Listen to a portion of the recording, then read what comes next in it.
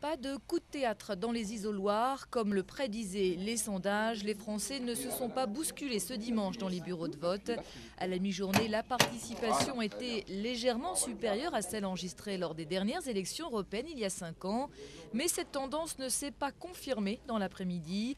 À 17 h, seuls 33,18% des électeurs français étaient allés voter. C'est un tout petit peu moins qu'en 2004 où l'abstention avait pourtant déjà été très forte. Une abstention qui désole ceux qui sont venus voter sans hésitation parce qu'ils croient en l'Europe. Moi je suis juriste, donc je connais parfaitement le rôle de l'Europe. Je sais que c'est très important de voter à ces élections. C'est l'avenir, l'Europe, c'est l'avenir. L'union fait la force, donc je pense que c'est important de voter aujourd'hui. Du côté des personnalités, le président du MoDem, François Bayrou, a été l'un des premiers à glisser son bulletin dans l'urne ce dimanche à Pau. À Lille, la patronne du PS, Martine Aubry, a elle aussi voté dans la matinée. Du côté de l'UMP, la candidate Rachida Dati, deuxième sur la liste Île-de-France, a voté à la mi-journée dans le 7e arrondissement, dont elle a été élue maire l'an dernier.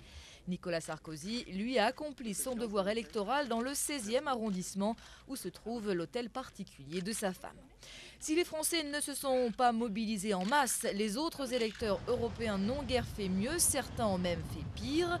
Au Portugal, ou comme ici en Italie, le taux de participation enregistrait ce dimanche à la mi-journée une baisse de plus de 3 points par rapport au scrutin de 2004.